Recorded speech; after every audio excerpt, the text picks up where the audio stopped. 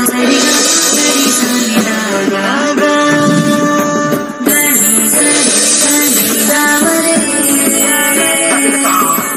ಶ್ರೀ ಗುರುಭ್ಯೋ ನಮಃ ಹರಿ ಓಂ. ಓಂ ಕ್ರಾಂ ಕ್ರೀಂ ಕ್ರೌಂ ಸಹ ಭೌಮಾಯ ನಮಃ. ಓಂ ನಮೋ ಭಗವತೆ ವಾಸುದೇವಾಯ. ಓಂ ನಮೋ ನಾರಾಯಣಾಯ. ನಮಸ್ಕಾರ. ಇನ್ನು ಗುರುಜಿ ಅವರಿಂದ ಆಗಸ್ಟ್ 11ನೇ ತಾರೀಕಿಂದ ಜ್ಯೋತಿಷ್ಯ ಶಾಸ್ತ್ರದ ಕ್ಲಾಸಸ್ ಶುರು ಆಗ್ತಿದೆ. ಆ ಕ್ಲಾಸಸ್ಸಲ್ಲಿ ಏನೆಲ್ಲ ಹೇಳ್ಕೊಡ್ತಾರೆ ಅನ್ನೋದ್ರ ಬಗ್ಗೆ ಇದೇ ಶನಿವಾರ 26ನೇ ತಾರೀಕು ಒಂದು ಫ್ರೀ ಕ್ಲಾಸಸ್ ನಡೆಯುತ್ತೆ. ಅದರಲ್ಲಿ ಸ್ವತಃ ಗುರುಜಿ ಅವರೇ ನಿಮಗೆ ಏನೆಲ್ಲ ಹೇಳ್ಕೊಡ್ತಾರೆ 15 ದಿನದ ಜ್ಯೋತಿಷ್ಯ ಶಾಸ್ತ್ರದ ಕ್ಲಾಸಸ್ಸಲ್ಲಿ ಅನ್ನೋದ್ರ ಬಗ್ಗೆ ಸವಿಸ್ತಾರವಾಗಿ ತಿಳಿಸ್ಕೊಡ್ತಾರೆ. ನಿಮ್ಮೆಲ್ಲ ಪ್ರಶ್ನೆಗಳಿಗೆ ಉತ್ತರವನ್ನು ಕೊಡ್ತಾರೆ.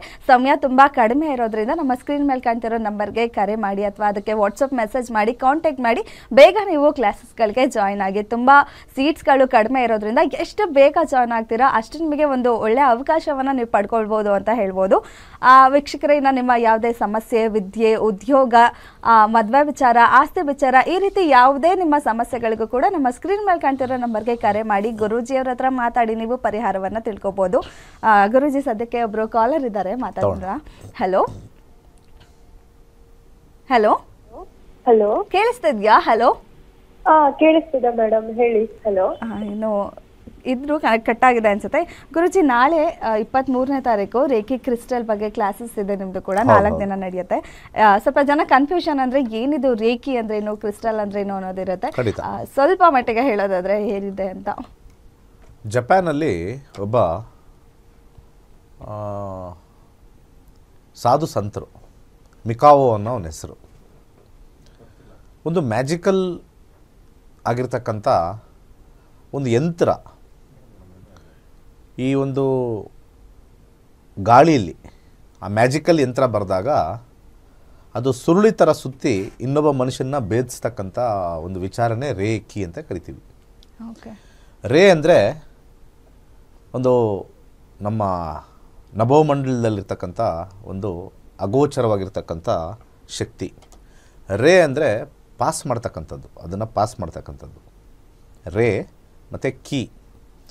ಈ ರೇಖಿ ಅಂತಕ್ಕಂಥದ್ದು ನಮಗೆ ಯಾವುದಾದ್ರು ಒಂದು ಹೋಗ್ತಕ್ಕಂಥ ದಾರಿಯಲ್ಲಿ ಹೋಗ್ತಕ್ಕಂಥ ವಿಚಾರದಲ್ಲಿ ನೆಗೆಟಿವ್ ಎನರ್ಜೀಸ್ನ ಬ್ಲಾಕ್ ಮಾಡಿ ನಮಗೆ ಒಂದು ಪ್ರೊಟೆಕ್ಟಿವ್ ಆಗಿರ್ತಕ್ಕಂಥ ಒಂದು ಲೇಯರ್ ಬರ್ತಕ್ಕಂಥದ್ದನ್ನು ಕಂಡುಹಿಡಿದ್ದಾರೆ. ಇದು ಕೆರ್ಲಿಯನ್ ಫೋಟೋಗ್ರಫಿ ಅಂತ ತುಂಬ ಜನ ಕೇಳಿದಾರೋ ಇಲ್ಲವೋ ಗೊತ್ತಿಲ್ಲ. ಕೆರ್ಲಿಯನ್ ಫೋಟೋಗ್ರಫಿ ಅಂತ ಇರುತ್ತೆ. ಸಾಮಾನ್ಯವಾಗಿ ನಾವೊಂದು ಆಚೆ ಕಡೆ ಮಾರ್ಕೆಟ್ಗೆ ಹೋಗಿ ಬರ್ತೀವಿ, ಒಂದು ಮಾಲ್ಗೆ ಹೋಗಿ ಬರ್ತೀವಿ. ಹೋಗಿ ಬಂದಿದ್ದ ತಕ್ಷಣ ಕೆರ್ಲಿಯನ್ ಫೋಟೋಗ್ರಫಿ ಅಂತ ಯಾರಾದರೂ ಗೂಗಲ್ ಮಾಡಿ ಗೊತ್ತಾಗುತ್ತೆ. ಕೆರ್ಲಿಯನ್ ಫೋಟೋಗ್ರಫಿಲಿ ಆ ಒಂದು ಸೈಡಲ್ಲಿ ಆ ಫೋಟೋ ಹೊಡೆದಿದ ತಕ್ಷಣ ಅವರ ಅಂತ ಏನು ಕರಿತೀವಿ, ಆ ಸೈಡಲ್ಲೆಲ್ಲ ನಿಮಗೆ ರೆಡ್ ಜಾಸ್ತಿ ಆಗುತ್ತೆ. ಅಂದರೆ ತುಂಬ ಜನರ ನೆಗೆಟಿವ್ ಎಲ್ಲ ಸ್ವಲ್ಪ ಹತ್ತಿರದಲ್ಲಿ ಅಂಟ್ಕೊಂಡಿರುತ್ತೆ. ಯಾವಾಗ ನಾವು ಸ್ನಾನ ಮಾಡ್ತೀವಿ ಬಂದ ತಕ್ಷಣ ಮತ್ತೆ ಆ ಕೆರ್ಲಿಯನ್ ಫೋಟೋಗ್ರಾಫಲ್ಲಿ ನಾವು ನೋಡ್ತೀವಿ, ಆ ಒಂದು ರೆಡ್ ಕಲರ್ ಇರೋದು ಸ್ವಲ್ಪ ಆರೆಂಜು, ಸ್ವಲ್ಪ ಗ್ರೀನು ಅಥವಾ ಸ್ವಲ್ಪ ಬ್ಲೂ ಕಡೆಗೆ ಟರ್ನ್ ಆಗುತ್ತೆ. ಇದನ್ನು ಒಂದು ರೀತಿಯ ಒಂದು ಶಕ್ತಿ ಕೇಂದ್ರ, ನಮ್ಮ ಸರೌಂಡಿಂಗಲ್ಲಿ ಶಕ್ತಿ ಕೇಂದ್ರ ಇರತಕ್ಕಂಥದ್ದು. ಅದು ಒಂದೇ ಒಂದು ಫೋಟೋಗ್ರಫಿ ತೆಗೆಯೋದು ಕೆರ್ಲಿಯನ್ ಫೋಟೋಗ್ರಫಿ ಅಂತ ನೋಡಿದ್ರೆ ಗೊತ್ತಾಗುತ್ತೆ ಎಲ್ಲರಿಗೂ. ಗೂಗಲ್ ಮಾಡಿ ಸಿಗುತ್ತೆ ವಾಟ್ ಈಸ್ ಕೆರ್ಲಿಯನ್ ಫೋಟೋಗ್ರಫಿ ಅಂತ. ತುಂಬ ಜನಕ್ಕೆ ಇದೆಲ್ಲ ಆಶ್ಚರ್ಯ. ಜ್ಯೋತಿಷ್ಯದಲ್ಲಿರ್ತಕ್ಕಂಥದ್ದು ಇಂತಿಂಥ ವಿಚಾರಗಳೆಲ್ಲ ನಿಮಗೆ ಗೊತ್ತಿಲ್ಲ. ಸುಮ್ಮನೆ ಎಲ್ಲರೂ ಬಂದು ಬೆಳಿಗ್ಗೆ ನಿಮಗೆ ಬೇರೆ ಬೇರೆ ವಾಹಿನಿಲಿ 6 ಗಂಟೆಯಿಂದ 9 ಗಂಟೆವರೆಗೂ ಸುಮ್ಮನೆ ವಿಳೆದೆಲೆ ಶಾಸ್ತ್ರ ಇಟ್ಕೊಂಡು ಡ್ರೆಸ್ ಹಾಕೊಂಡು ಕೂತಿರ್ತಾರೆ. ಜ್ಞಾನ ಝೀರೋ ಅಂತಲೇ ಹೇಳ್ಬೋದು, ಹೆಚ್ಚು ಕಮ್ಮಿ. ಹಾಗೆ ಭಾಳ ಇಂಪಾರ್ಟೆಂಟ್ ಆಗಿರ್ತಕ್ಕಂಥ ಒಂದು ವಿಚಾರ, ಯಾವಾಗ ಈ ಒಂದು ಸಾವಿಂದ ಬರ್ತೀವಿ ಅಥವಾ ಯಾವುದೋ ಒಂದು ಫಂಕ್ಷನಿಂದ ಬರ್ತೀವಿ ಅಥವಾ ಯಾವುದೋ ಒಂದು ಮಾಲಿಂದ ಬರ್ತೀವಿ, ತುಂಬ ಜಂಜಟ್ಟಾಗಿರ್ತಕ್ಕಂಥ ಒದ್ದಾಡಿಕೊಂಡು ಸುಸ್ತಾಗಿ ಮಾರ್ಕೆಟಿಂದ ಬರ್ತೀವಿ, ಶಾಪಿಂಗ್ ಹೋಗಿ ಬರ್ತೀವಿ, ಇಲ್ಲೆಲ್ಲ ನಾವು ನೆಗೆಟಿವ್ ಎನರ್ಜೀಸ್ ಹಾಕ್ಕೊಂಬಂದಿರ್ತೀವಿ. ತುಂಬ ಜನಕ್ಕೆ ಹೆಣ್ಣು ಮಕ್ಕಳಿಗೆ ಎಸ್ಪೆಷಲಿ ಹೇಳ್ತಾ ಇರ್ತಾರೆ, ನಮ್ಮ ಮಗಳು ಯಾವುದಾದ್ರು ಫಂಕ್ಷನ್ಗೆ ಹೋಗಿ ಬಂದಿಲ್ಲ, ಕಾಲು ನೋವು ಅಂತಾಳೆ, ಏನೋ ಒಂದು ಸ್ವಲ್ಪ ಹುಷಾರಿಲ್ಲ. ಇದು ಅವರ ವೀಕ್ ಇರುತ್ತೆ. ಎಲ್ಲರಿಗೂ ಆಗಲ್ಲ, ಕೆಲವು ಅವರ ತುಂಬ ಸ್ಟ್ರಾಂಗ್ ಇರುತ್ತೆ, ಯಾವುದು ಭೇದಿಸಲ್ಲ ಒಳಗಡೆ. ಆವಾಗ ಈ ರೇಖಿಲಿ ಬರ್ತಕ್ಕಂಥ ಒಂದು ಚಿಕಿತ್ಸೆ ಇಮ್ಮಿಡಿಯೇಟಾಗಿ ಮಾಡ್ತಕ್ಕಂಥದ್ದು ಮಾಡಿದಾಗ ಅದು ಇಮ್ಮಿಡಿಯೇಟಾಗಿ ಅಲ್ಲಿರ್ತಕ್ಕಂಥ ನಕಾರಾತ್ಮಕ ಶಕ್ತಿ ಹೋಗಿ ಒಂದು ರೀತಿಯ ಧನಾತ್ಮಕ ಶಕ್ತಿ ಮತ್ತು ಒಂದು ರೀತಿಯ ತೇಜಸ್ಸು ಬರ್ತಕ್ಕಂಥದ್ದು ಈ ರೇಖಿಲಿ ಇದೆ. ಎಲ್ಲರೂ ರೇಖಿ ಮಾಡಬೇಕಾ? ನಾನು ಹೇಳೋದು ಬೇಕಾಗಿಲ್ಲ. ನಮ್ಮ ಅವರ ಸ್ಟ್ರಾಂಗ್ ಇದ್ದರೆ ನಾವು ಎಂಥ ಜಾಗಕ್ಕೆ ಹೋಗಿ ಎಂಥ ಜಾಗಕ್ಕೆ ಬಂದರೂ ಕೂಡ ಅದು ಆಗಲ್ಲ. ಅವ್ರಿಗೆ ಮೆಡಿಟೇಷನ್ ಮಾಡೋರಿಗೆ, ಹಾಗೆ ಮನಸ್ಸನ್ನು ಅಥೋರಿಟಿ ಇಟ್ಕೊಂಡಿರೋರಿಗೆ, ಒಳ್ಳೆಯ ಆಲೋಚನೆ ಮಾಡೋರಿಗೆ ಅವರ ಸ್ವಲ್ಪ ಪಾಸಿಟಿವ್ ಇರುತ್ತೆ. ತುಂಬ ಹೆದರ್ಕೊಳ್ಳೋರಿಗೆ, ತುಂಬ ಸೆನ್ಸಿಟಿವ್ ಆಗಿರೋರಿಗೆ, ತುಂಬ ನಾಜೂಕಾಗಿರ್ತಕ್ಕಂಥವ್ರಿಗೆ, ಹಾಗೆ ತುಂಬ ಜನ ಈ ಒಂದು ಧೈರ್ಯ ಸಾಲದೆ ಮುನ್ನುಗ್ಗದೇ ಇರೋರಿಗೆ ಅವರ ವೀಕ್ ಇರುತ್ತೆ. ಅಂಥವ್ರು ಯಾವುದೇ ಪ್ರದೇಶಕ್ಕೆ ಹೋಗಲಿ ಅವರ ಮೈಂಡು, ಅವರ ಬಾಡಿ, ಅವರ ಹಾರ್ಟ್ ಚಕ್ರ ಎಲ್ಲ ಸಪ್ತ ಚಕ್ರಗಳು ವೀಕ್ ಆಗಿಬಿಡುತ್ತೆ. ಈ ಸಪ್ತ ಚಕ್ರಗಳನ್ನು ಸ್ಟ್ರಾಂಗ್ ಮಾಡೋಕ್ಕೆ ಬೇಕಾಗಿರ್ತಕ್ಕಂಥದ್ದೇ ರೇಖಿ. ಈ ರೇಖಿ ಚಿಕಿತ್ಸೆ ಯಾರೋ ಮಾಡೋದಲ್ಲ, ನಮಗೆ ನಾವೇ ಮಾಡ್ಕೋಬೇಕು. ತುಂಬ ಜನ ನಾವು ರೇಖಿ ಚಿಕಿತ್ಸೆ ಮಾಡ್ತೀವಿ ಬನ್ನಿ 2,000 3,000 ಆಗುತ್ತೆ ಅಂತಂದರೆ ಅವರು ರೇಖಿ ಚಿಕಿತ್ಸೆ ಪಡೆದಿರ್ಬೋದು, ಆದರೆ ಅದು ವೇಸ್ಟ್ ಆಫ್ ಮನಿ ಆಗುತ್ತೆ ಅವ್ರಿಗೆ. ಯಾಕೆಂದರೆ ಮೆಡಿಟೇಷನ್ನು ಹೇಳ್ಕೊಡೋದೊಂದು, ನಾವು ಮೆಡಿಟೇಷನ್ ನಿಮಗೆ ಮಾಡಿಸ್ತೀವಿ ಅನ್ನೋದು ತಪ್ಪು ಅಲ್ವಾ? ಮೆಡಿಟೇಷನ್ ಮಾಡಿಸೋದು ಎಲ್ಲೂ ಇಲ್ಲ. ಅಲ್ಲಿ ಉಸಿರು ನೀವೇ ತಗೊಳ್ಳಿ, ಉಸಿರು ನೀವೇ ಬಿಡಿ, ರಿಲ್ಯಾಕ್ಸ್ ಮಾಡ್ಕೊಳ್ಳಿ, ಎಡಗಡೆ ಮೂಗಿಂದ ತಗೊಳ್ಳಿ ಇಟ್ಕೊಳ್ಳಿ, ಹಾಗೆ ಬಲಗಡೆ ಮೂಗಲ್ಲಿ ಬಿಡಿ, ಮತ್ತು ಬಲಗಡೆ ಮೂಗಲ್ಲಿ ಎಳ್ಕೊಳ್ಳಿ ಮೇಲೆ, ಹಂಗೆ ಇಟ್ಕೊಳ್ಳಿ, ಹಂಗೆ ಇಟ್ಕೊಂಡಿರಿ, ಒಂದು ಸ್ವಲ್ಪ ಹೊತ್ತು ಹೋಗೇ ಬಿಡ್ತೀರ. ಸೊ ಹಾಗೆ ನಾನು ಹೇಳೋದು ಒಂದೇ ಒಂದು ಪಾಯಿಂಟ್ ಎಲ್ಲರಿಗೂ, ಅಂದರೆ ಜ್ಯೋತಿಷ್ಯ, ರೇಖಿ, ಹಾಗೆ ಬರ್ತಕ್ಕಂಥ ಒಂದು ಮೆಡಿಟೇಷನ್ನು, ಇವೆಲ್ಲ ಯೋಗ ಹೇಳ್ಕೊಡೋದು. ಹೇಳ್ಕೊಟ್ಟಾದ್ಮೇಲೆ ದಿನ ಅವರೇ ಬಂದು ಮಾಡ್ತಾರಾ? ಈ ಜ್ಯೋತಿಷ್ಯನೂ ಅಷ್ಟೇ. ಯೋಗಾಗೂ ಜ್ಯೋತಿಷ್ಯಗೂ ಒಂದೇ. ಯಾವಾಗಲೂ ಕೂಡ ನನ್ನ ಯೋಗ ಏನಿದೆ ಅಂತ ಹೇಳಿ ಅಂದರೆ ಏನು ಹೇಳೋದು? ಈಗ ಯೋಗ ಅಂತ ಬಂದಾಗ ಜ್ಯೋತಿಷ್ಯದಲ್ಲಿ ಬರ್ತಕ್ಕಂಥ ಯೋಗ ಮತ್ತು ವ್ಯಾಯಾಮದಲ್ಲಿ ಬರ್ತಕ್ಕಂಥ ಯೋಗ ಸ್ವತಃ ಅವರೇ ಮಾಡಿದ್ರೆ ಮಾತ್ರನೇ ಅವ್ರಿಗೆ ಆರೋಗ್ಯ. ಅದಕ್ಕೆ ನಾನು ನಿಮ್ಗೆ ಹೇಳ್ತಾ ಇರೋದು, ತುಂಬ ಜನ ನಾವು ಜ್ಯೋತಿಷ್ಯ ಕಲ್ತು ಏನಾಗಬೇಕಾಗಿದೆ ಅಂತಂದರೆ, ನೀವು ವ್ಯಾಯಾಮ ಯೋಗ ಮಾಡಿ ಏನಾಗಬೇಕಾಗಿದೆ? ನಮ್ಮ ಆರೋಗ್ಯ ಒಳ್ಳೆದಕ್ಕೆ ಮಾಡಬೇಕಿದೆ. ಇಲ್ಲ, ನಾನು ಆರೋಗ್ಯವಾಗಿದ್ದೀನಿ, ಹೀಗೆ ಇರುತ್ತೆ ಆರೋಗ್ಯ? ಖಂಡಿತ ಇಲ್ಲ. ಯಾವಾಗ ನಾವು ಗೊತ್ತಾಗಬೇಕು ಅಂದರೆ, ಸುತ್ತಮುತ್ತಲು ಇರ್ತಕ್ಕಂಥ ಒಂದು ಹಾಸ್ಪಿಟ್ಲಿಗೆ ಹೋಗಿ ಬನ್ನಿ, ನಿಮ್ಮ ತಂದೆ ತಾಯಿನ ಕೇಳಿ. ಯಾಕೆಂದರೆ ಅವರು ವಯಸ್ಸಲ್ಲಿದ್ದಾಗ ಅಯ್ಯ ನೀನೇನೋ 40 ವರ್ಷ 30 ವರ್ಷಕ್ಕೆ ಹಿಂಗಿದೆಯಾ, ನಾನು ಹೆಂಗಿದ್ದೆ ಗೊತ್ತಾ, ಡೌನ್ ಆಗೇ ಆಗುತ್ತೆ. ಸಾಮಾನ್ಯವಾಗಿ ಲೈಫ್ ಪಾರ್ಟ್ನರ್ ಅಂತ ಒಬ್ಬರನ್ನ ಕೇಳ್ತಾರೆ. ನಿಮ್ಗೆ ಲೈಫ್ ಪಾರ್ಟ್ನರ್ ಇದ್ದಾರಾ? ಇನ್ನೂ ಇಲ್ವಾ? ಓಕೆ, ಇದು ರಾಂಗ್ ಆನ್ಸರ್ ಮಾಡಿರೋದು. ಪ್ರತಿಯೊಬ್ಬರಿಗೂ ಲೈಫ್ ಪಾರ್ಟ್ನರ್ ಹುಟ್ಟತಾನೆ ಬಂದಿರ್ತಾರೆ. ಓಕೆ, ಆ ಲೈಫ್ ಪಾರ್ಟ್ನರ್ ಯಾರೂ ಅಲ್ಲ, ನಿಮ್ಮ ದೇಹ. ಓಕೆ, ಹಾಂ. ಈಗ ನೀವು ಮಾತಾಡ್ತಾ ಇದ್ದೀರಿ ಅಂದರೆ ನಿಮ್ಮ ಲೈಫ್ ಪಾರ್ಟ್ನರ್ ನಿಮ್ಮ ದೇಹನೇ ತಾನೇ. ಅದನ್ನು ಆರೋಗ್ಯವಾಗಿ ಇಟ್ಕೊಳ್ಬೇಕು, ಚೆನ್ನಾಗಿ ಇಟ್ಕೋಬೇಕು, ಅದ್ಭುತವಾಗಿ ಇಟ್ಕೋಬೇಕು. ಅದೇ ನಿಮ್ಮ ಲೈಫ್ ಪಾರ್ಟ್ನರ್. ನಿಮ್ಮ ಅರ್ಧಾಂಗಿ ಅಲ್ಲ, ನಿಮ್ಮ ಗಂಡ ಅಲ್ಲ, ನಿಮ್ಮ ತಂದೆ ಅಲ್ಲ, ಅವ್ರು ನಿಮ್ಮ ಲೈಫ್ ಪಾರ್ಟ್ನರ್ ಅಲ್ಲ, ನಿಮ್ಮ ಫ್ರೆಂಡ್ಸು ಅಲ್ಲ. ಹೌದು. ಎಲ್ಲ ಚೆನ್ನಾಗಿದ್ದಾಗ ಲೈಫ್ ಚೆನ್ನಾಗಿರುತ್ತೆ. ನಿಮ್ಮ ಲೈಫ್ ಪಾರ್ಟ್ನರ್ ಕೈ ಕೊಟ್ಟಾಗ, ಲೈಫ್ ಪಾರ್ಟ್ನರ್ ಅಂದರೆ ನಿಮ್ಮ ದೇಹ ಕೈ ಕೊಟ್ಟಾಗ ಲೈಫೇ ಇರಲ್ಲ. ಅದಕ್ಕೆ life plus partner is equal to life partner. ಅದನ್ನು ಚೆನ್ನಾಗಿ ಇಟ್ಕೋಬೇಕಾ? ಈ ರೇಖೆ ಚಿಕಿತ್ಸೆಗೆ ಜಾಯ್ನ್ ಆಗಿ. ನಾಳೆ ಸ್ಟಾರ್ಟ್ ಆಗ್ತಾಯಿದೆ, ಬೆಳಿಗ್ಗೆ ಒಂದು ಬ್ಯಾಚು, 899 ರೀ. ತುಂಬ ಜನ ಅವ್ರ ಲೈಫ್ ಪಾರ್ಟ್ನರ್ ಬಗ್ಗೆ ಕಾಳಜಿ ಇಲ್ಲ, ಅದೇ ಪ್ರಾಬ್ಲಮ್ಮು. ಲೈಫ್ ಪಾರ್ಟ್ನರ್ ಬಗ್ಗೆ ಯಾರಿಗೆ ಕಾಳಜಿ ಇದೆಯೋ ದನ ಎತ್ಕೊಂಡು ಏನು ಇಷ್ಟು ರೇಟ್ಗೆ ನಮ್ಮ ಲೈಫ್ ಪಾರ್ಟ್ನರೇ ನೋಡ್ಕೋಬೋದಾ? ಎಷ್ಟಿದೆ ರೇಖೆ ಚಿಕಿತ್ಸೆ ಇದೆ. ಸಪ್ತಚಕ್ರಗಳ ಮಂತ್ರಗಳು ಹೇಳ್ಕೊಡ್ತೀನಿ, ಸಪ್ತಚಕ್ರಗಳ ಬಣ್ಣ ಯೂಸ್ ಮಾಡೋದು ಹೇಳ್ಕೊಡ್ತೀನಿ, ಸಪ್ತಚಕ್ರಗಳಿಗೆ ಆಹಾರ ಯಾವ್ದು ತೊಗೋಬೇಕು ಹೇಳ್ಕೊಡ್ತೀನಿ, ಮುದ್ರಾ ಹೇಳ್ಕೊಡ್ತೀನಿ. ಈ 4 ದಿವಸದಲ್ಲಿ ಮುದ್ರಾ ಬರುತ್ತೆ, ಸಪ್ತಚಕ್ರಗಳ ಮುದ್ರಾ ಹೇಳ್ಕೊಡ್ತೀನಿ, ಕ್ರಿಸ್ಟಲ್ ಹೀಲಿಂಗ್ ಹೇಳ್ಕೊಡ್ತೀನಿ, ರೇಖಿ 1 ಹೇಳ್ಕೊಡ್ತೀನಿ, ರೇಖಿ 2 ಹೇಳ್ಕೊಡ್ತೀನಿ, ಮೆಡಿಟೇಷನ್ ಹೇಳ್ಕೊಡ್ತೀನಿ, ಸಪ್ತಚಕ್ರಿಗೆ ಬರ್ತಕ್ಕಂಥ ಯೋಗದ ಭಂಗಿಯನ್ನು ಹೇಳ್ಕೊಡ್ತೀನಿ. ಇದಾದ ಮೇಲೆ ಪಂಚಭೂತಗಳ ಬಗ್ಗೆ ಹೇಳ್ಕೊಡ್ತೀನಿ. ಇದಾದ ಮೇಲೆ ಯಾವ ಒಂದು ಇಂಗ್ರೀಡಿಯೆಂಟ್ಸ್ ಹಾಕ್ಬಿಟ್ಟು ನೀವು ದಿನ ಸ್ನಾನ ಮಾಡಿದ್ರೆ ನಿಮ್ಮ ರೋಗ ರುಜಿನ ಬರದೇ ಇರತಕ್ಕಂಥ ಒಂದು ಹರ್ಬಲ್ ಬಾತ್ನ ಹೇಳ್ಕೊಡ್ತೀನಿ. 899. ಇಷ್ಟೆಲ್ಲ ಕಲಿಬೋದು 4 ದಿನ ಬರೀ 899 ರೂಪಾಯಿಗೆ. ಅಯ್ಯೋ. ಓಕೆ ಗುರುಜಿ, ಸದ್ಯಕ್ಕೊಬ್ರು ಕಾಲರ್ ಇದ್ದಾರೆ, ತಗೊಳ್ಳೋಣ. ಹಲೋ ಹಲೋ, ಕೇಳಿಸ್ತಾ ಇದೆಯಾ? ಹಲೋ, ಕೇಳಿಸ್ತಿದೆ ಮೇಡಮ್. ಮೇಡಮ್, ಓಕೆ, ಏನ್ ಹೆಸರು ಮೇಡಮ್? ಎಲ್ಲಿಂದ ಕರೆ ಮಾಡ್ತಿದ್ದೀರಾ? ಶ್ರುತಿ ಅಂತ, ಬೆಂಗಳೂರಿಂದ. ಸರಿ, ಯಾರ ಬಗ್ಗೆ ಕೇಳಬೇಕಿತ್ತು? ನನ್ನ ಮಗನ ಬಗ್ಗೆ ಕೇಳಬೇಕಿತ್ತು ಮೇಡಮ್. ಓಕೆ, ಅವ್ರ ಡೇಟ್ ಆಫ್ ಬರ್ತ್ ಹೇಳಿ. 20 ಹಾ 7 ಓಕೆ 2011 ಓಕೆ. ಸಮಯ ಹುಟ್ಟಿದ್ದು 12:35 ಹಾಸನ್. ಬೆಳಗ್ಗೆನ ರಾತ್ರಿನಾ? ಮಧ್ಯಾಹ್ನ 12:35. ಮಧ್ಯಾಹ್ನ 12:35 ಹಾಸನಲ್ಲ? ಸರಿ. ನಾನು ಹಾಕೊಂಡಿಲ್ಲ, ಇನ್ನೊಂದ್ಸತಿ ಹೇಳಿ. 27 2011 12:35 ಮಧ್ಯಾಹ್ನ. 2017 11 ಹಾಂ. ಟೈಮು 12:35 ಮಧ್ಯಾಹ್ನ. ಸಮಯ ಅದೇ ಹಾಸನ. 12:35. ಓಕೆ. ಏನ್ ಪ್ರಶ್ನೆ ಇದೆ ಕೇಳಿ ಮೇಡಮ್. ಪ್ರಶ್ನೆ ಕೇಳ್ತೀನಿ ಸರ್. ಮೊದಲೇ ನಿಮಗೆ ಧನ್ಯವಾದಗಳು ಸರ್. ನಿಮ್ಮಿಂದ ನನ್ನ ಬದುಕು ಬದಲಾಗೈತೆ ಸರ್. ಹೌದಾ? ಏನ್ ಹೇಳಿ ನಾವೇನು ಮೇಡಮ್. ನಿಮ್ಗೆ ಯಾವತ್ತೂ ಒಂದು ದುಡ್ಡು ಕೊಟ್ಟಿಲ್ಲ ನಿಮಗೆ? ಕೊಟ್ಟಿಲ್ಲ ಸರ್. ಬಟ್ ನಿಮ್ದು ಪ್ರೋಗ್ರಾಮ್ ನಾನು 2-3 ವರ್ಷ 4 ವರ್ಷದಲ್ಲಿ ನೋಡ್ಕೊಂಡ್ ಬರ್ತಿದೀನಿ ಸರ್. ನಂಗ್ ಮನೆಯವರು ನಂಗೆ ಅಂಡರ್ಸ್ಟ್ಯಾಂಡಿಂಗ್ ಇರ್ಲಿಲ್ಲ ಸರ್. ತುಂಬಾ ಕಿರಿಕಿರಿ ಮಾಡ್ತಿದ್ರು, ಜಗಳ ಮಾಡ್ತಿದ್ರು. ನಮ್ಮ ಮಾತಿಗೆ ಬೆಲೆ ಇಲ್ಲ. ಬಟ್ ನಿಮ್ ಕ್ಲಾಸಸ್ ಬರ್ಬೇಕು, ಅಟ್ಲೀಸ್ಟ್ ಕಲಿಬೇಕು ಅಂತ ತುಂಬಾ ಆಸೆ ಸರ್. ಆದ್ರೆ ನಮ್ಗೆ ಯಾವ್ದಕ್ಕೂ ಸಪೋರ್ಟ್ ಇಲ್ಲ, ಅವ್ರ ಬೆಂಬಲ ಕೊಡಲ್ಲ. ಹಾಗಾಗಿ ನೀವ್ ಹೇಳ್ಕೊಟ್ಟಿದ್ದು ನಾವು ಇದ್ರಲ್ಲಿ ನವರಾತ್ರಿಲಿ ಹೇಳ್ತಿರಲ್ಲ ಸರ್, 1 ಲಕ್ಷ ಜಪ ಮಾಡಕ್ಕೆ. ಅದನ್ನ 1 ಲಕ್ಷ ನಂಗೆ ಸಾಧ್ಯವಾದಷ್ಟು ಮಾಡಿ, ಮತ್ ನೀವು ಅವ್ರ ಏನಾರ ನನಗೆ ಹೊಡಿಯಕ್ ಬಂದಾಗ ಶಾಂತಂ ಪಾಪ ಮಂತ್ರ ಹೇಳ್ಕೊಡಕ್ ಹೇಳಿದ್ರಿ. ಅದನ್ನೆಲ್ಲ ಮಾಡಿದ್ಮೇಲೆ ಅದು ನೀವ್ ಹೇಳೋದು ಗ್ರಹಣ ಟೈಮಲ್ಲಿ ಹೇಳೋ ಮಂತ್ರಗಳು ನನಗ್ ತುಂಬಾ ಒಂಥರ ಆಗ್ತದೆ ಸರ್. ನಿಮ್ ಕಾಲ್ ಸಿಕ್ಕಿದಕ್ಕೆ ನೋಡಿ. ಅದನ್ನೆಲ್ಲ ಮಾಡಿದ್ಮೇಲೆ ಇವಾಗ ಅವರು ಆದಷ್ಟು ನಮಗ್ ಅಷ್ಟು ಮುಂಚೆ ತರ ಹೊಡಿಯೋದು ಆ ತರ ಎಲ್ಲ ಏನಿಲ್ಲ ಸರ್. ಇವಾಗ ಆದಷ್ಟು ಪರವಾಗಿಲ್ಲ. ಬಟ್ ನನ್ ಮಗನ್ಗೆ ನಾನು ಅದೇ ಹೇಳಿ, ಇವಾಗ 9th ಸ್ಟ್ಯಾಂಡರ್ಡ್ ಸರ್. ಅವ್ನ ಬಗ್ಗೆ ಕೇಳಕ್ಕೆ ನಾನು ಮಾಡಿರೋದು.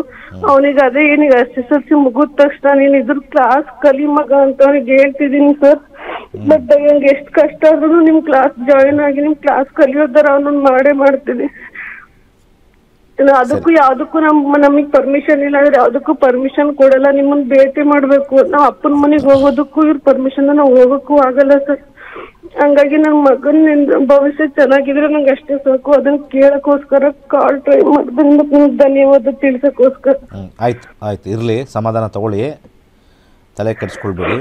ಈಗ ನಿಮ್ಮ ಮಗನ ಜಾತಕದಲ್ಲಿ ಶನಿ ದಶೆ ನಡೀತಾ ಇದೆ. ಈಗ ಎಷ್ಟನೇ ಕ್ಲಾಸ್ ಓದ್ತಾ ಇದ್ದಾನೆ? ಲಗ್ನದ ಮೇಲೆ ಹೇಳೋದ್ರಿಂದ ಅವ್ನ ಲಗ್ನ ನನಗೆ ಗೊತ್ತಿಲ್ಲ ಸರ್. ತುಲಾ ಲಗ್ನದಲ್ಲಿ ಹುಟ್ಟಿದಾನಮ್ಮ. ತುಲಾ ಲಗ್ನದಲ್ಲಿ ಹುಟ್ಟಿದಾನೆ. ತುಲಾ ಲಗ್ನದಲ್ಲಿ ಶನಿ 12ನೇ ಮನೆ ತೋರಿಸ್ತದೆ, ಮಧ್ಯದಲ್ಲಿ 5 ಇದೆ. ಭಾಳ ಬುದ್ಧಿವಂತ ಆಗಿರ್ತಾನೆ. ಬಟ್ ಓದೋದ್ರಲ್ಲಿ ಸ್ವಲ್ಪ ಕಾನ್ಸಂಟ್ರೇಷನ್ ಸ್ವಲ್ಪ ಕಮ್ಮಿ ಮಾಡ್ತಾನೆ. ಈ ಶನಿ ಇರ್ತಕ್ಕಂಥದ್ದು 2032ಕ್ಕೆ ಬರುತ್ತೆ. ಅಂದರೆ ಇಲ್ಲಿಂದ ಒಂದು 7 ವರ್ಷ. ಅವ್ರಿಗೆ 14 + 7 ಅಂದರೆ 21 ವರ್ಷಕ್ಕೆ ಅವ್ರಿಗೆ ಶನಿ ಮುಗಿಯುತ್ತೆ. ಬುಧ ಭಾಳ ಇಂಪಾರ್ಟೆಂಟ್ ಆಗ್ತಾನೆ.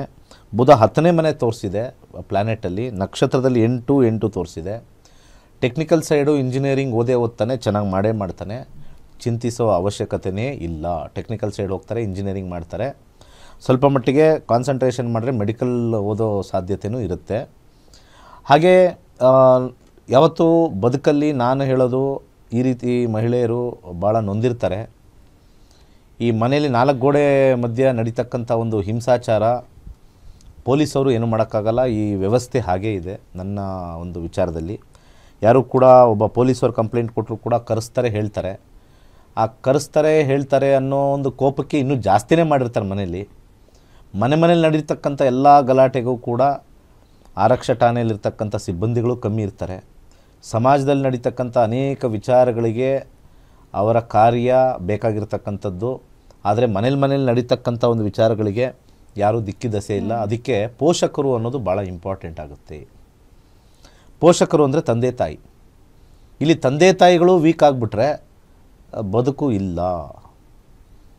ಅವನು ಹೊಡಿತಾನ, ಗಂಡ ಕುಡ್ಕೊಂಬರ್ತಾನ, ನಾನು ಸಾಕ್ತೀನಿ ಬಾಮ್ಮ ಅಂತ ಹೇಳ್ತಕ್ಕಂಥ ಪೋಷಕರು ಕೂಡ ಕಮ್ಮಿಯಾಗಿದ್ದಾರೆ. ಸೊ ಅನೇಕ ಪೋಷಕರು ಈ ಜ್ಯೋತಿಷ್ಯ ಶಾಸ್ತ್ರದಲ್ಲಿ ಅದ್ಧೂರಿಯಾಗಿ ಮದುವೆ ಮಾಡ್ತಕ್ಕಂಥದ್ದು, ಅಥವಾ ಗುಣಮಿಲನ ಮಾಡ್ತಕ್ಕಂಥದ್ದು, ಅಥವಾ ಈ ಥರ ಶೋಷಣೆಗೊಳಗಾಗಿರ್ತಕ್ಕಂಥ ಹೆಣ್ಣುಮಕ್ಕಳಿಗೆ ದೋಷ ಹೇಳ್ತಕ್ಕಂಥ ವಿಚಾರವನ್ನು ಬಿಟ್ಟು, ಅವರ ಜಾತಕದಲ್ಲಿ ವಿವಾಹವೇ ಸರಿ ಇಲ್ಲ ಅಂದಾಗ ಅವರ ಸಬಲೀಕರಣ ಆಗಲೇಬೇಕು. ಭಾಳ ಇಂಪಾರ್ಟೆಂಟು. ಸಬಲೀಕರಣ ಅಂತಂದರೆ ಸ್ವಯಂ ವೃತ್ತಿಯನ್ನು ಮಾಡಿಕೊಂಡ್ರೆ ಖಂಡಿತ ಒಳ್ಳೆಯದಾಗತ್ತೆ. ಅಯ್ಯಮ್ಮ ಕೆಲಸ ಮಾಡ್ತಾಯಿದ್ದಾಳೋ ಇವಾಗ ಗೊತ್ತಿಲ್ಲ, ಮಾಡ್ತಾಯಿದ್ರೆ ಇಂಡಿಪೆಂಡೆಂಟಾಗಿ ಇರ್ತಕ್ಕಂಥದ್ದು ಬಹಳ ಒಳ್ಳೆಯದು. ಇಂಡಿಯಾದಲ್ಲಿ ಇಷ್ಟು ಲಾ ಇದ್ದರೂ ಕೂಡ ಪ್ರಪಂಚದಾದ್ಯಂತ ಭಾರತದಲ್ಲೇ ಹೈಯೆಸ್ಟು ಡೊಮೆಸ್ಟಿಕ್ ವೈಲೆನ್ಸ್ ಅಂತ ನಾವು ಕರಿತೀವಿ. ಮನೆಯಲ್ಲಿ ಹೆಂಗಸರನ್ನ ಬೈತಕ್ಕಂಥದ್ದು, ಅದಕ್ಕಿಂತ ಹೆಚ್ಚಾಗಿ ಕಾಲಲ್ಲಿ ಒದೆಯೋದು ಮಾಡ್ತಕ್ಕಂಥದ್ದು ಹೆಚ್ಚು. ಸಮಾಜದಲ್ಲಿ ಏನಾರು ಯಾರಿಗಾರು ಒಂದು 4 ಜನಕ್ಕೆ ಹೋಗಿ ನನ್ನ ಗಂಡ ಹಿಂಗೆ ಮಾಡ್ತಾನೆ ಅಂತಂದರೆ ಒಂದು ರೀತಿ ಓರಿಸ್ಕೊಂಡಿರು, ಸವಿಸ್ಕೊಂಡಿರು ಅಂತ ಹೇಳ್ತಕ್ಕಂಥ ಜನರೇ ನಮ್ಮ ಸಮಾಜದಲ್ಲಿ ಇರ್ತಕ್ಕಂಥದ್ದು. ಯಾವುದಾದ್ರು ಬೇಡದೇ ವಿಚಾರಗಳನ್ನು, ಇನ್ನೊಬ್ಬರ ವಿಚಾರಗಳನ್ನು ವಾಹಿನಿಗಳಲ್ಲಿ ಅಲ್ಲಿ ಇಲ್ಲಿ ಕಣ್ಣು ಅರಳಿಸ್ಕೊಂಡು ನೋಡ್ತಕ್ಕಂಥ ಜನರು ಅವ್ರ ಅಕ್ಕಪಕ್ಕ ಸ್ನೇಹಿತರು, ಅವ್ರ ಸಂಬಂಧಿಕರಿಗೆ ಏನಾದ್ರು ಸಮಸ್ಯೆ ಆದರೆ ನಿಲ್ಲಲ್ಲ. ಸುಮ್ಮನಿದ್ಬಿಡು ಮಕ್ಳಿಗೋಸ್ಕರ, ಸುಮ್ಮನಿದ್ಬಿಡು ಮಕ್ಳಿಗೋಸ್ಕರ, ಇದು ಅವರ ಪ್ರಾಬ್ಲಮ್ಗಿಂತ ಹೆಚ್ಚಾಗಿ ನಮ್ಮದು ಸಮಾಜ ಸಪೋರ್ಟ್ ಇಲ್ಲ. ನಾನು ಸಮಾಜನ ಅರ್ಥ ಮಾಡಿಕೊಂಡಿರೋ ಅಷ್ಟು, ಯಾಕೆಂದರೆ 65,000 ಜನ ವಿದ್ಯಾರ್ಥಿಗಳು, ನನ್ನ ಕ್ಲಾಸಿಗೆ ಬಂದಿರೋರು ನನ್ನನ್ನೇ ಬಿಡಲಿಲ್ಲ. ನನ್ನ ಹತ್ರ ಪಾಠ ಕಲ್ತಿರ್ತಕ್ಕಂಥ ವಿದ್ಯಾರ್ಥಿಗಳು ನನಗೇ ಚೂರಿ ಹಾಕಿರ್ತಕ್ಕಂಥವರು ಒಂದಷ್ಟು ಜನ ಇದ್ದಾರೆ.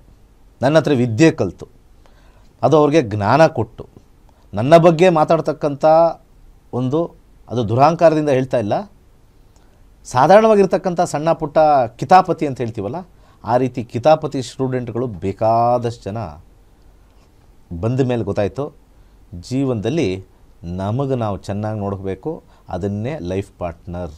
ಇವತ್ತಿನ ಕಾರ್ಯಕ್ರಮದ ಹೆಸರು ಲೈಫ್ ಪಾರ್ಟ್ನರ್. ನಿಮ್ಮ ಲೈಫ್ ಪಾರ್ಟ್ನರ್ ನಿಮ್ಮ ದೇಹನೇ, ನಿಮ್ಮ ಮನಸ್ಸೇ. ಸೊ ಗಂಡನಿಗೆ ಎದುರ್ಕೊಳ್ಳೋದಾಗಲಿ ಅದೆಲ್ಲ ಮಾಡೋದು ಬೇಡ.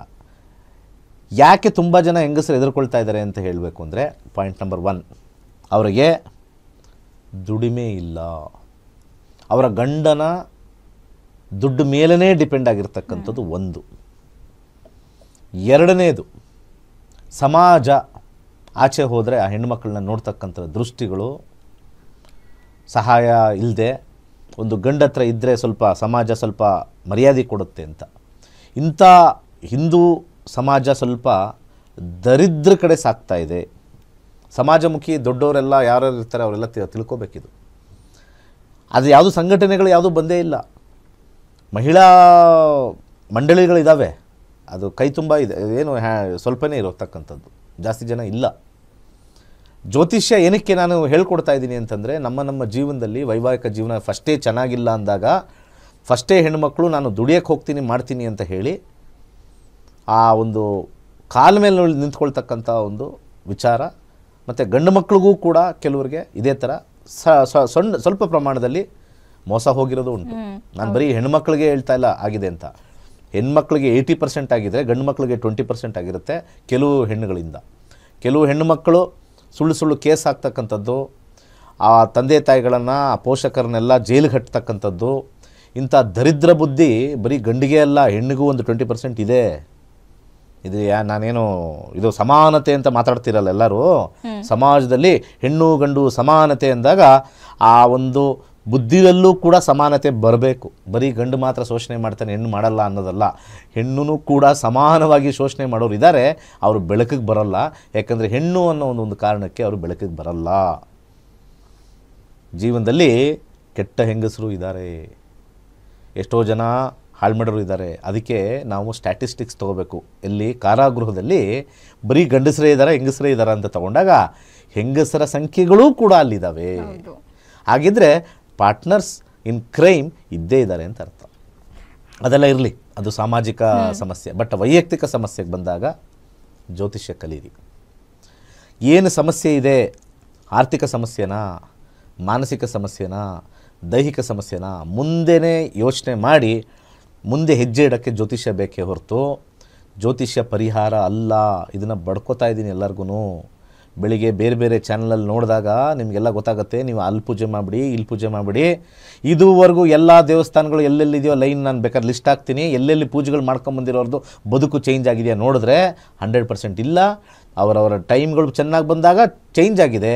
ಅದು ದೇವರು ಮಾಡಿದ್ರು ಅನ್ನೋ ಒಂದು ಭಾವನೆಯಲ್ಲಿ ನಾವಿದ್ದೀವಿ ಅಷ್ಟೇ. ಹಣೆ ಬರಹನ ಬದಲಾಯಿಸೋಕ್ಕಾಗಲ್ಲ. ತಿಳ್ಕೊಳ್ಳಿ. ಒಂದು ಮಂತ್ರ ಕೊಟ್ಟಿದ್ದಕ್ಕೋಸ್ಕರ ಸ್ವಲ್ಪ ಬದಲಾವಣೆ ಬಂತು. ನಾನು ಯಾವ ದೇವಸ್ಥಾನಕ್ಕೂ ಹೋಗುವಂಥ ಆ ತಾಯಿಗೆ ಹೇಳಲಿಲ್ಲ. ಆ ತಾಯಿಗೆ ಹೇಳಿದ್ದು ಒಂದೇ, ದೇವರು ಕೂತಲ್ಲಿ ಬರ್ತಾನೆ, ಎಲ್ಲಿ ಭಕ್ತರಿರ್ತಾರೋ ಅಲ್ಲಿ ದೇವ್ರು ಬರ್ತಾನೆ. ದೇವ್ರ ಕಡೆ ಭಕ್ತ ಹೋದ್ರೆ ಬರಲ್ಲ, ಅದು ವ್ಯಾವಹಾರಿಕವಾಗುತ್ತೆ. ಸೊ ಆ ವಿಚಾರದಲ್ಲಿ ನಾವು ನೋಡಿದಾಗ ಮೊಟ್ಟ ಮೊದಲಿಗೆ ಭಾಳ ಇಂಪಾರ್ಟೆಂಟ್ ಆಗಿರ್ತಕ್ಕಂಥದ್ದು ಮಂತ್ರ ಪಠನೆ ಡೆಫಿನೆಟ್ಲಿ ಹೆಲ್ಪ್ ಆಗುತ್ತೆ. ಅನೇಕ ಮಂತ್ರದ ಪುಸ್ತಕ ಬರೆದಿದ್ದೀನಿ, ಯಂತ್ರ ಮಂತ್ರ ತಂತ್ರ. ತುಂಬ ಜನ ಕಾವಿ ಹಾಕೊಂಬಂದ್ರೇ ಜ್ಯೋತಿಷ್ಯರು ಅನ್ಕೊಂಬಿಟ್ಟಿದ್ದಾರೆ. ಜನ ಡ್ರೆಸ್ಸಿಗೆ ಮಾರೋಗಿರೋರು ಜಾಸ್ತಿ ಇದ್ದಾರೆ. ಒಂದು ಕಾವಿ ಬಟ್ಟೆ ಹಾಕೊಂಬಂದ್ರೆ ಅವ್ರ ಕಾಲಿಗೆ ಬೀಳೋದು. ಆಮೇಲೆ ನೆಕ್ಸ್ಟ್ ಒಂದು ತಿಂಗಳಾದಮೇಲೆ ಒಂದು ಆ ಕೊಠಡಿಲಿ ಯಾವುದೋ ಭಕ್ತೆ ಒಳಗಡೆ ಇದ್ಲು ಅಂತ ಹಾಕೋದು. ಆಮೇಲೆ ಇದೆಲ್ಲ ಇದೆ ನೋಡಿ. ಅದೇ ಚಾನಲ್ ಅವರು ಕಾಲು ತೋರಿಸ್ತಾರೆ, ಪಾದ ಪೂಜೆ ಆಗಿರೋದು ತೋರಿಸ್ತಾರೆ, ಎಲ್ಲ ಅದೇ ಸ್ವಾಮೀಜಿ ಯಾವುದೋ ಕೊಠಡಿಲಿರೋದು ತೋರಿಸ್ತಾರೆ. ಸರ್ವ ಪರಿತ್ಯಾಗಿ ಆಗಿರ್ತಕ್ಕಂಥವ್ರಿಗೆ ಜನರು ಯಾಕೆ? ಕಾವ್ಯ ಹಾಕ್ಕೊಂಡು ಜನರು ಯಾಕೆ? ಆಧ್ಯಾತ್ಮಿಕ ಚಿಂತನೆಯಲ್ಲಿ ಇರ್ಬೇಕು ತಾನೆ. ಕಾವ್ಯ ಹಾಕ್ಕೊಂಡು ಜನರ ಮಧ್ಯೆ ಇರ್ತಕ್ಕಂಥದ್ದು ಸುಳ್ಳು. ಕಾರಲ್ಲಿ ಓಡಾಡ್ತಕ್ಕಂಥದ್ದು, ಎ ಸಿಲಿ ಇರ್ತಕ್ಕಂಥದ್ದು, ಬರೀ ಆ್ಯಪಲ್ಲು ಮೂಸಂಬಿ ತಿನ್ನೋದು, ಹಿಂದ್ಗಡೆ ಪಿಜ್ಜಾ ತಿನ್ನೋದು ನೋಡಿದ್ದೀವಿ ನಾವು. ಬಾಯಿ ರುಚಿ ಅಲ್ವಾ? ಮುಂದೆ ಹಣ್ಣುಗಳಿರ್ತವೆ, ಹಿಂದ್ಗಡೆ ಅಲ್ಲಿ ಹೋಗಿ ಬರ್ತೀನಿ ತಡ್ರಿ, ಈಗ ಒಂದು ಸ್ವಲ್ಪ ಜ್ಞಾನಕ್ಕೆ ಹೋಗಿ ಬರ್ತೀನಿ ಅಂದರೆ ಹಿಂದ್ಗಡೆ ಕಿಟಕಿಯಿಂದ ಎಲ್ಲ ಡಾಮಿನೋಸ್ ಪಿಜ್ಜಾ ಹಟ್ಟಿದ್ದು ಪಿಜ್ಜಾ ಬರ್ಗರ್ ತಿಂದಿರೋರು 100% ಇದ್ದಾರೆ. ಅದಕ್ಕೆ ಕಲಿಯುಗದಲ್ಲಿ ಯಾವುದು ಸತ್ಯ ಉಳಿದಿಲ್ಲ. ಅದಕ್ಕೆ ಸತ್ಯ ಬರೀ 25%. 75% ಡ್ರೆಸ್ ನೋಡ್ಕೊಂಡು ಮೋಸ ಹೋಗ್ತಾ ಇದ್ದೀರಾ. ಇಷ್ಟು ಜನರ ಸಂಪಾದನೆ ಮಾಡಿರ್ತಕ್ಕಂಥದ್ದು ನ್ಯಾಯಯುತವಾಗಿದೆ ಇದ್ಕೊಂಡು. ಇಷ್ಟು ಜನರು ನೀವು ನೋಡ್ತಾ ಇರ್ತಕ್ಕಂಥ ಸ್ಕ್ರೀನು ಸಿಂಪಲ್ ಮ್ಯಾನ್ ಅಷ್ಟೇ. ನಾನು ನಿಮ್ಮ ಬದುಕು ನೀವು ನೋಡ್ಕೊಳ್ಳಿ, ಧ್ಯಾನ ಮಾಡ್ಕೊಳ್ಳಿ, ಚೆನ್ನಾಗಿದ್ಕೊಳ್ಳಿ. ನನ್ನ ಹತ್ರ ಯಾವ ಶಕ್ತಿನೂ ಇಲ್ಲ. ನಾನು ಹಿಂಗೆ ಅಂದ್ರೂ ಕೂಡ ಏನೂ ನಿಮ್ಗೆ ಚೇಂಜ್ ಆಗಲ್ಲ. ಅರ್ಥ ಆಯ್ತಾ? ದೇವ್ರೂ ಹಿಂಗೆ ಅಂದ್ರೂ ಕೂಡ ಏನೂ ಚೇಂಜ್ ಆಗಲ್ಲ. ಹಿಂಗಂದ್ರೆ ಏನು ಅರ್ಥ ಅಂತಂದರೆ ಆಶೀರ್ವಾದ ಅಲ್ಲ, ತಾಳಪ್ಪ ಟೈಮ್ ಬಂದಾಗ ಬರುತ್ತೆ. ಇದು ದೇವ್ರು ಹಿಂಗೆ ಅಂತಾನಲ್ಲ, ತಾಳು ಅಂತ ಹೇಳ್ತಕ್ಕಂಥ ಇದು ಆಶೀರ್ವಾದ ಅನ್ಕೊಂಡ್ಬಿಟ್ಟವ್ರೆ. ತಥಾಸ್ತು ಅನ್ಕೊಂಡಿದ್ದಾರೆ. ತಥಾಸ್ತು ಬರೋದು ಇಲ್ಲಿಂದ. ತಥಾಸ್ತು ಬರೋದು ಆ ಕಣ್ಣಿಂದ ಬಂದಾಗ, ಕಣ್ಣು ದೇವರು ನನ್ನ ಕಡೆ ಒಂದು ಸ್ವಲ್ಪ ದೃಷ್ಟಿ ಬೀಳಲಿ ಅನ್ನೋದು ತಥಾಸ್ತು. ಹಿಂಗನ್ನೋದು ನಿನಗಿನ್ನೂ ಟೈಮ್ ಬಂದಿಲ್ಲ, ವೆಯ್ಟ್. ಈ ವೆಯ್ಟ್ ಮಾಡಬೇಕು. ಅರ್ಥ ಆಯ್ತಾ? ಮದುವೆ ಆಗಿಲ್ವಾ, ದೇವರು ಆಶೀರ್ವಾದ ಕೊಟ್ರ, ಹಿಂಗಂದ್ರೆ ವೆಯ್ಟ್ ಹೇಳ್ತಾವ್ರೆ, ವೆಯ್ಟ್ ಹೇಳ್ತಾ ಇದ್ದಾರೆ. ಅರ್ಥ ಆಯ್ತಾ? ಗುರುಗಳು ಏನಾರು ಹಿಂಗಂದ್ರೆ ಸ್ವಲ್ಪ ಸಮಾಧಾನ, ಇನ್ನು ಟೈಮ್ ಆಗಿಲ್ಲ ಅಂತ ಅರ್ಥ. ಅರ್ಥ ಆಯ್ತಾ? ತುಂಬ ಜನ ಹಿಂಗೆ ಅಂದಿದ ತಕ್ಷಣ ಆಶೀರ್ವಾದ ಮಾಡಿದ್ರು, ಅವೆಲ್ಲ ಯಾವ ಆಶೀರ್ವಾದನೂ ಇಲ್ಲ.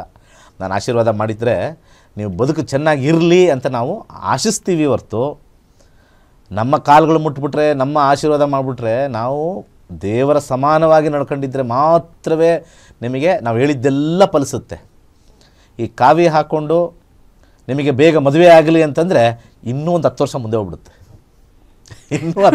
ಹೋಗ್ಬಿಡುತ್ತೆ. ಯಾಕಂದರೆ ಅವ್ನ ಮನಸ್ಸಲ್ಲಿ ಅಲ್ಲಿ ಬಂದಿರೋರು ಅವಳು ಒಡವೆ ಇದೆ, ಇವನು ಬಂದವನು, ಇವನು ಯಾರೋ ನಮ್ಗೆ ದುಡ್ಡು ಹಾಕ್ತಾನ, ಅವಧೂತರು ಅಂತ ಹೇಳ್ಕೊಂಡಿರ್ತಾರೆ. ಅವಧೂತರು ಅಂತ ಇನ್ನೊಬ್ಬರ ದುಡ್ಡಲ್ಲಿ ಇನ್ನೊಬ್ಬರ ಕಾರಲ್ಲಿ ಓಡಾಡ್ಕೊಂಡಿರ್ತಾರೆ, ಅವ್ರನ್ನ ಅವಧೂತರು ಅಂತ ಕರೀತಾರೆ.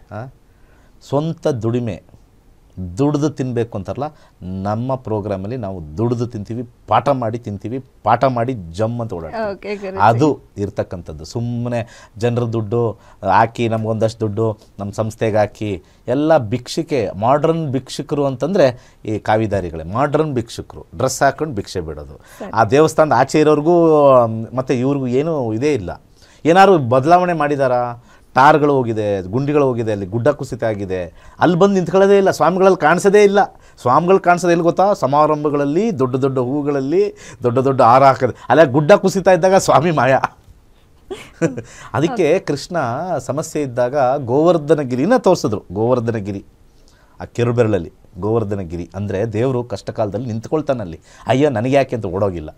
ನಮ್ಮ ಕಾವಿದಾರಿಗಳು ಓಡೋಗ್ತಾರೆ. ಒಳ್ಳೆಯದಾಗಲಿ. ಸರಿ ಗುರುಜಿ, ಇವತ್ತಿನ ಕಾರ್ಯಕ್ರಮದಲ್ಲಿ ನಾಳೆ ಕ್ಲಾಸ್ ಬಗ್ಗೆ ಮತ್ತು ಸಾಕಷ್ಟು ಮಾಹಿತಿಯನ್ನು ಹಂಚಿಕೊಂಡ್ರಿ. ಧನ್ಯವಾದ ಗುರುಜಿ. ಸರ್ವೇ ಜನ ಸುಖಿನೋ ಭವಂತು. ವೀಕ್ಷಕರೇ, ಮತ್ತೊಮ್ಮೆ ನಾಳೆ ಕ್ಲಾಸಸ್ ಶುರು ಆಗ್ತದೆ. 23ನೇ ತಾರೀಕು ರೇಖಿ ಕ್ರಿಸ್ಟಲ್ ಎಸೆನ್ಷಿಯಲ್ ಆಯಿಲ್ 899 ರೂಪಾಯಿಗೆ ಈ ಕ್ಲಾಸಸ್ಗಳು 4 ದಿನಗಳ ಕಾಲ ನಡೆಯುತ್ತೆ. ಈ ಕ್ಲಾಸಸ್ಸಲ್ಲಿ ನೀವೇನೆಲ್ಲ ಕಲಿತೀರಾ ಅಂತ ಇವತ್ತಿನ ಕಾರ್ಯಕ್ರಮದಲ್ಲಿ ವಿಸ್ತಾರವಾಗಿ ಗುರುಜಿ ಅವರು ಹೇಳಿದ್ದಾರೆ. ಇನ್ನೂ ಕೂಡ ಕಾಲಾವಕಾಶ ಇದೆ. ನೀವು ನಮ್ಮ ಸ್ಕ್ರೀನ್ ಮೇಲೆ ಕಾಣ್ತಿರೋ ನಂಬರ್ಗೆ ಕರೆ ಮಾಡಿ ಅಥವಾ ವಾಟ್ಸಪ್ಪಲ್ಲಿ ಮೆಸೇಜ್ ಮಾಡಿ ನೀವು ಆ ಕ್ಲಾಸಸ್ಗಳಿಗೆ ಜಾಯ್ನ್ ಆಗ್ಬೋದು. ಇನ್ನು 65,000 ವಿದ್ಯಾರ್ಥಿಗಳು ಗುರುಜಿ ಅವರಿಂದ ಜ್ಯೋತಿಷ್ಯ ಶಾಸ್ತ್ರವನ್ನು ಕಲ್ತಿದ್ದಾರೆ. ಅವರಲ್ಲಿ ಒಬ್ಬರಾದ ಅನಿಸಿಕೆ ಅಭಿಪ್ರಾಯ ಇಲ್ಲಿದೆ ನೋಡಿ. ಇದಾಗಿತ್ತು ಇವತ್ತಿನ ನಕ್ಷತ್ರ ನಾಡಿ ವಿಶೇಷ ನೇರ ಪ್ರಸಾರ ಕಾರ್ಯಕ್ರಮ. ನೋಡ್ತಾ ಇರಿ ಗ್ಯಾರಂಟಿ ನ್ಯೂಸ್, ಸುದ್ದಿ ಖಚಿತ, ನ್ಯಾಯ ನಿಶ್ಚಿತ. ಹಾಯ್, ನಮಸ್ತೆ ಎಲ್ರಿಗೂ. ನನ್ನ ಹೆಸರು ರೂಪಾ ಅಂತ ಹೇಳಿ. ನಾನು ಟೀಚರ್ ಆಗಿ ವರ್ಕ್ ಮಾಡ್ತಾ ಇದ್ದೀನಿ ಬಳ್ಳಾರಿ ಜಿಲ್ಲೆ. ನಾನು ನಕ್ಷತ್ರ ನಾಡಿ 80ನೇ ಬ್ಯಾಚ್ ಅಲ್ಲಿ ಕಲ್ತಿರೋದು. ಅಲ್ಲಿಂದ ಹೈಯರ್ ಕ್ಲಾಸು, ಆಮೇಲೆ ವಾಸ್ತು ಕ್ಲಾಸು, ಹೀಗೆ ಎಲ್ಲ ಕ್ಲಾಸುಗಳನ್ನು ಅಟೆಂಡ್ ಮಾಡಿದ್ದೀನಿ. ನೆಕ್ಸ್ಟು PhD ಕಲಿಬೇಕು ಅನ್ನೋ ಆಸೆನೂ ಕೂಡ ನನಗಿದೆ. ಈ ವಾಸ್ತು ತರಗತಿಯನ್ನು ಕಲಿತ ಮೇಲೆ ಯಾವ ರೀತಿ ನಾವು ವಾಸ್ತುವಲ್ಲಿ ಬದಲಾವಣೆಗಳನ್ನು ಮಾಡ್ಕೋಬೇಕು, ಯಾವ ರೀತಿ ಯಾವ ದಿಕ್ಕಲ್ಲಿ ಏನಿರಬೇಕು ಅನ್ನೋದನ್ನು ಎಲ್ಲ ಗುರೂಜಿಯವರು ತುಂಬ ಚೆನ್ನಾಗಿ ಹೇಳ್ಕೊಟ್ಟಿದ್ದಾರೆ. ಅದೇ ರೀತಿ ನಕ್ಷತ್ರ ನಾಡಿ ಕಲಿತ ಮೇಲೆ ನನ್ನ ಜೀವನದಲ್ಲೂ ಕೂಡ ನಾನು ಹಲವಾರು ರೀತಿಯ ಬದಲಾವಣೆಗಳನ್ನು ಮಾಡ್ಕೊಂಡಿದ್ದೀನಿ. ನನ್ನ ಪಕ್ಕದಲ್ಲಿರೋರಿಗೂ ಕೂಡ ಹಲವಾರು ರೀತಿಯ ಬದಲಾವಣೆಗಳನ್ನು ಮಾಡ್ಕೊಳ್ಳೋದಕ್ಕೆ ನಾನು ಅವ್ರಿಗೆ ಸಹಾಯ ಆಗಲಿ ಅಂತ ಹೇಳಿ ಹಲವಾರು ಸಲಹೆಗಳನ್ನು ನೀಡಿದ್ದೀನಿ. ನೀವು ಕೂಡ ಎಲ್ಲರೂ ಯಾರಿಗೆ ಈ ಒಂದು ಇದನ್ನು ಕಲಿಯೋದಕ್ಕೆ, ನಕ್ಷತ್ರ ನಾಡಿ ಕಲಿಯೋದಕ್ಕೆ ಇಷ್ಟ ಆಯಿತೋ ಅವರೆಲ್ಲರೂ ದಯವಿಟ್ಟು ಬಂದು